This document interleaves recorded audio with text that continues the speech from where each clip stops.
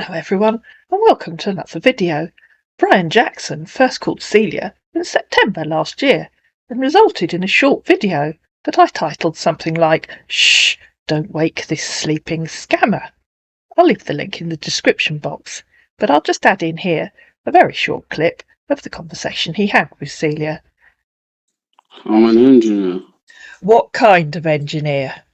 Why is this so hard? It's like pulling teeth. It was your idea to call me and have a conversation so we could get to know each other.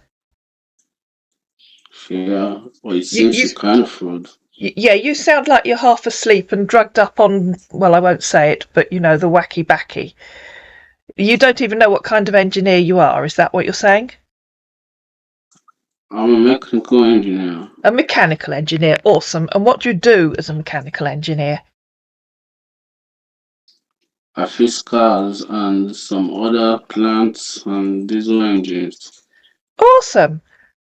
Is there anything else you'd like to tell me? Because it was your idea for us to get to know each other better. Yeah, what do you do? Like, who do you stay with? Who do I stay with? What do you mean, who do I stay with? I mean, your son. I told you my son lives in Sydney in Australia. Okay, that's nice to know. I know, it's thrilling to know. Do you know where Sydney is?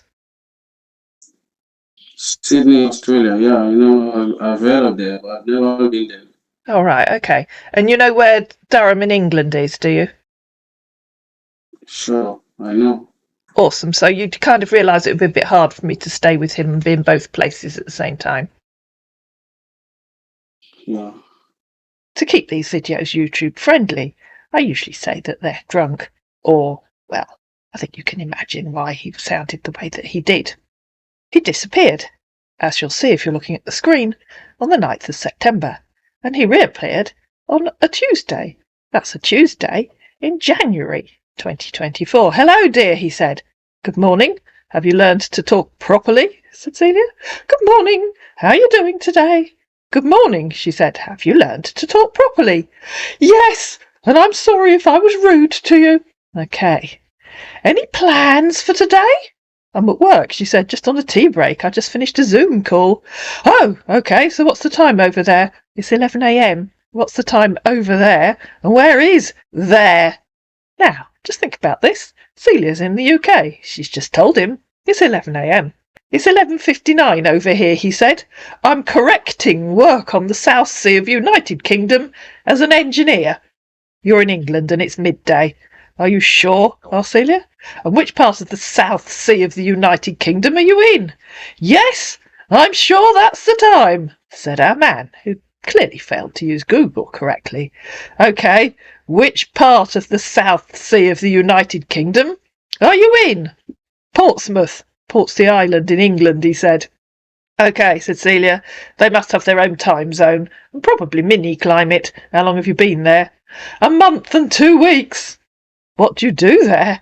"I'm currently serving in the oil platform (oil rig) here in South Sea of United Kingdom." "Oh," said Celia, realising where we were going. "The famous oil platform in the centre of Portsmouth. It's a tourist attraction, you know." "So what can of work do you do?" he asked. "I don't do any canned work," she said. "It's different every day." "Oh, okay. I'm going to get some work done. Can we talk later?" "Good plan," said Celia. "Getting some work done is always good. Bye for now." "Hello, dear. I'm back. Are you home?" "Yes, I am now," she said. "So what have you been up to lately?" he asked. "Working. What have you been up to?" "Same too. Can we talk and know more about each other?" "We can try," said Celia. "Last time you called you were half asleep and you could barely string more than 2 words together. I'm hoping you're awake and sober now. I guess you are if you're working in Portsmouth." "LOL, but I said sorry, right? I'm still awake, dear." "Awesome," she said. Our man broke out that all-important list. "So tell me, what do you do for fun?" "Underwater yogic chairlifting and international stitch counting. What do you do for fun?" "I love fishing, cooking and dancing, even though I'm not really a good dancer, LOL. Do you dance?" "No, I don't," she said. "LOL. I know you must really be a good dancer. Are you more of a cook? What's your favourite food?" Fried worm casserole with chocolate ant topping. What's yours? My favourite food is pasta and fish. I love to cook great made meals, and I hope to find the right lady that will enjoy cooking with me. What's your favourite colour? Greenish blue whale dust. What's yours? My favourite colours are white, blue and red.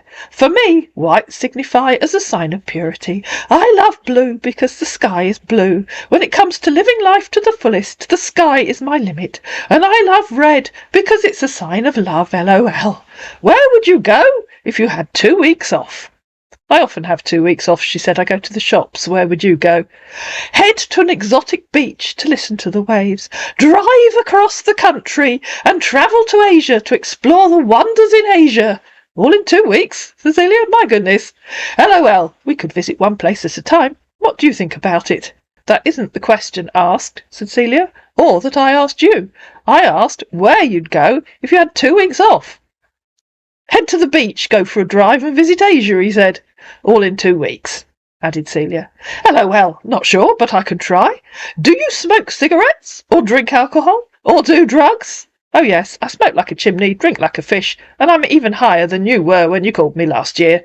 LOL, I say I'm sorry for not saying anything. So tell me, my dear, do you like reading? Yes. Do you?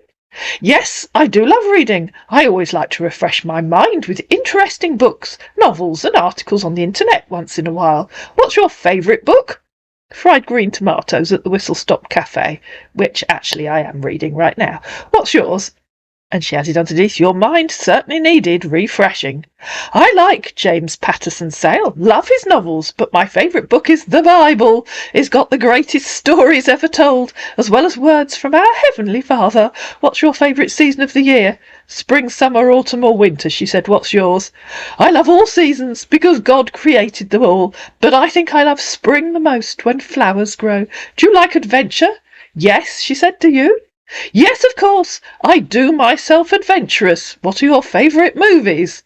I rarely watch movies, she said. Is this an interrogation while you work your way down that all-important list? LOL, he said. I'll try. So tell me, dear, what your like and dislikes.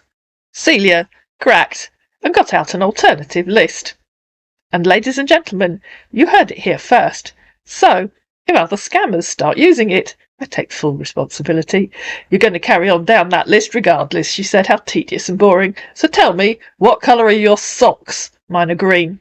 Mine is blue and red. What is your favourite brand of trainers? Titanic is my best movie, he said, answering himself from before. I didn't ask you that, said Celia. Do you go to the barber or cut your own hair? I go to the barber to cut my hair. I can't do that on my own. I go to the hairdresser once a month. How often do you cut your toenails? I normally cut them every 3 weeks. And you? Every 2 weeks. Do you think it's important to be the main dishwasher in a relationship? Hey! Well, I think it's important for both partners to share household chores equally. It's all about teamwork and finding a balance that works for both of us. What do you think? Sharing is caring, I always say, replied Celia. If your beloved asked you to do the ironing, would you do it for her? Yes, I'm going to do that. Is it what makes her happy? Awesome. I hate ironing, she said. What would you buy if someone took you to a supermarket? Our man struggled with this one and asked ChatGPT to help him. Oh, going to the supermarket is always exciting, it said. There are so many things you can buy depending on what you need or what you're craving. Some popular choices could be fresh fruits and veggies, snacks, drinks, or maybe even some ingredients to cook a delicious meal. It really depends on your preferences and what you're in the mood for. What would you buy if someone took you to a supermarket? Red wine and cigarettes, she said. I know this conversation is just so interesting and so exciting, but I have to go to bed now. Good night. Good night, dear. Sweet dreams. Good morning. Hello again, I'm just on my lunch break. Really? Hope I'm not disturbing you. No, I'm just sitting at my desk eating a salad. To save you asking. Yes, it's yummy. But of course our man couldn't resist. LOL, I know it's going to be yummy. Hope you're having fun at work. Oh yes, such fun. I'm sure you have loads of fun at your work. Just remind me what work you do, please. I'm an engineer, he said. Did you just forget? That doesn't tell me what you do, said Celia. Electrical engineer, mechanical engineer, civil engineer, electronics engineer, chemical engineer, aerospace engineer, computer engineer, environmental engineer. What kind of engineer? And what do you actually do? Electrical engineering, he tried. And what are you doing as an electrical engineer in Portsmouth? We normally do a lot of things, he said, such as electric motors, radar and navigation systems, communications systems or power generation equipment. Electrical engineers also design the electrical systems of automobiles and aircraft. No, Cecilia, I didn't ask you to copy and paste a definition of what an electrical engineer does. I asked what you are doing on your job in Portsmouth. What did you do at work yesterday, or on the last day that you actually worked? Maybe you should call me and tell me about your job, now that you're awake. She tried calling him, but of course he wouldn't answer. And you don't get any prizes for guessing why. He couldn't answer her. I'm not allowed to make call at work. We could try it another time. OK?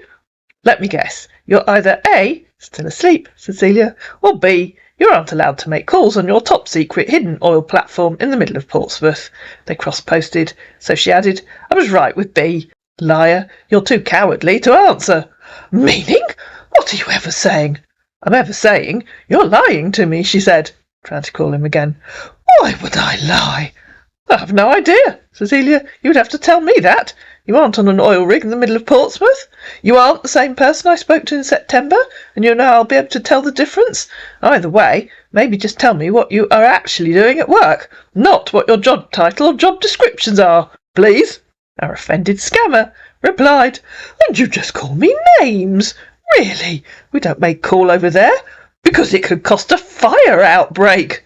A fire outbreak in the middle of Portsmouth because you made an audio call. I can't decide if you really are as idiotic as you sound, or if you're just a small boy making up stories. To which our man replied, Meaning? Exactly what I said.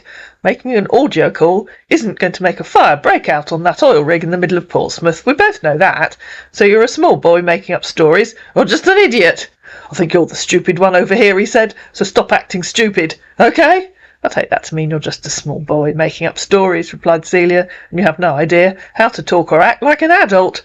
That's your problem, he said. You can't start insulting people, and you don't want them to call you that. Go away. Goodbye, she said. Our man talked to himself for a couple of lines.